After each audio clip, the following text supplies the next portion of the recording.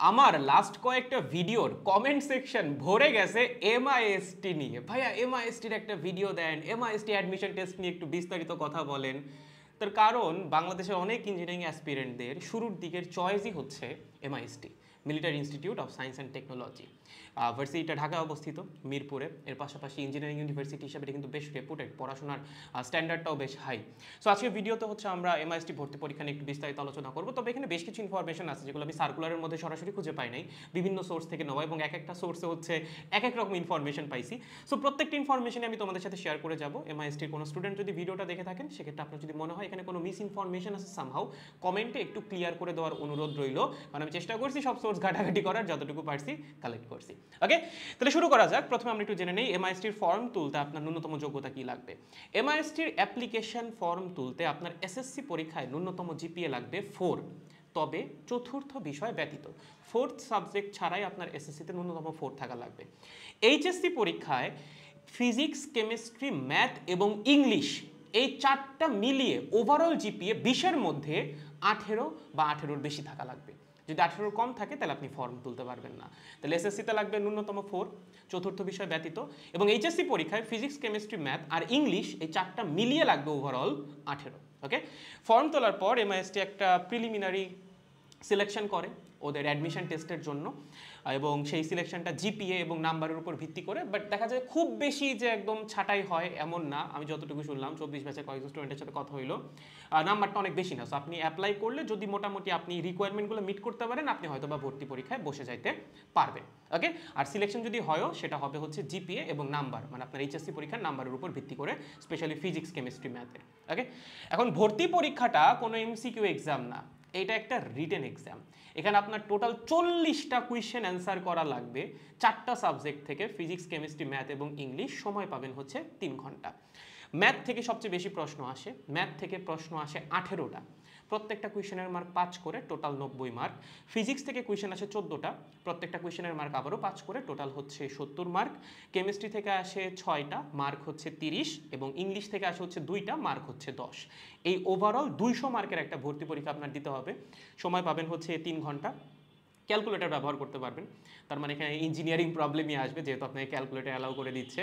খুব বেশি সহজ প্রশ্ন কিন্তু হবে না, একটু প্রিভিয়াস ইয়ারের কোয়েশ্চেন ব্যাংকটা খুলে দেখেন।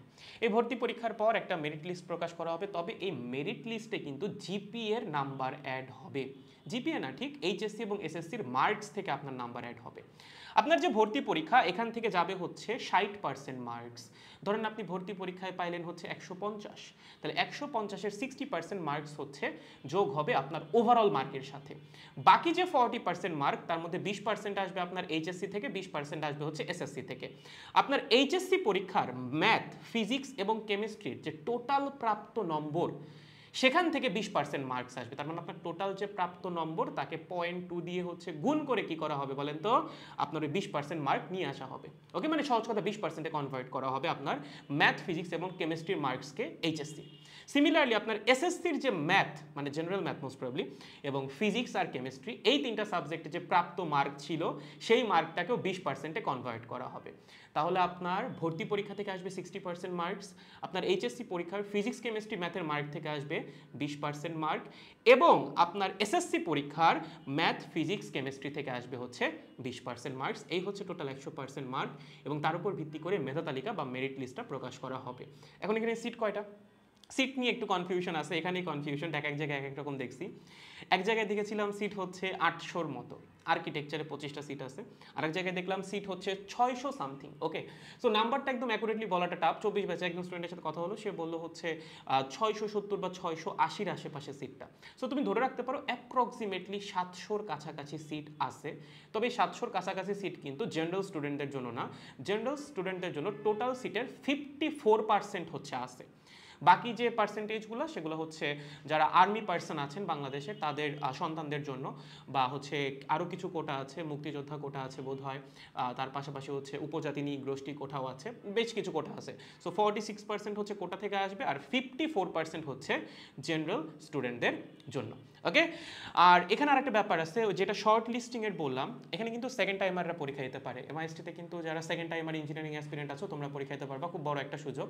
সেক্ষেত্রে তোমার যে এক্সামটা হবে, ওদের যে রিটেন এক্সামটা হবে ভর্তি পরীক্ষা, সেখান থেকে 5% মার্কস হচ্ছে কাটা যাবে। তুমি যদি সেকেন্ড টাইমার হও সেক্ষেত্রে তোমার 5% মার্কস কাটা যাবে রিটেন এক্সামটা থেকে। আর এই যে শর্ট লিস্টটা প্রকাশ করা হয় কারা কারা পরীক্ষা দিতে পারবে, রিটেন পরীক্ষা বসতে পারবে, সেখানেও দুইটা শর্ট লিস্ট প্রকাশ করা হয়, একটা হচ্ছে কারেন্ট স্টুডেন্টদের জন্য আর একটা হচ্ছে সেকেন্ড টাইমারদের জন্য। ওকে, সো এই হচ্ছে আমাদের ওভারঅল এমআইএসটি ভর্তি পরীক্ষা নিয়ে। তাহলে এখানে রিকোয়ারমেন্ট কি আরেকটাবার সামারাইজ করে দেই। এসএসসি পরীক্ষায় লাগবে ন্যূনতম 4 সাবজেক্ট ব্যতীত। এইচএসসি পরীক্ষায় ফিজিক্স, কেমিস্ট্রি, ম্যাথ এবং ইংলিশ মিলে লাগবে ন্যূনতম 18।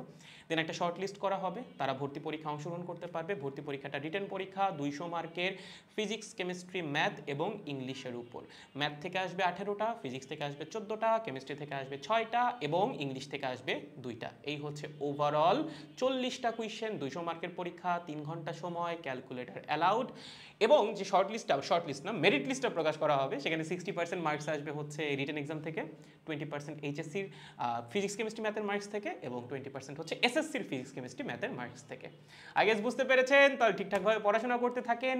এর পরের ভিডিওটা আইদার বুটেক্স বা বিউপি নিয়ে আসবে।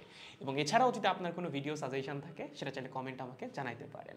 বেস্ট অফ লাক, পড়তে থাকেন ভালো মতো। এবং এর আগেও কিন্তু আমরা অনেকগুলা ইউনিভার্সিটির প্লেলিস্ট রেডি করছি, অনেকগুলো ইউনিভার্সিটি ভর্তি পরীক্ষা নিয়ে আলোচনা করছি, সেগুলো আমাদের ইউটিউবে গেলেই পেয়ে যাবেন। পাবলিক অ্যাডমিশন টেস্ট বা পাবলিক ইউনিভার্সিটি অ্যাডমিশন টেস্ট নামে আমাদের যে প্লেলিস্টটা আছে, সেখানে সকল ইউনিভার্সিটি অ্যাডমিশন টেস্ট নিয়ে আলোচনা করা আছে।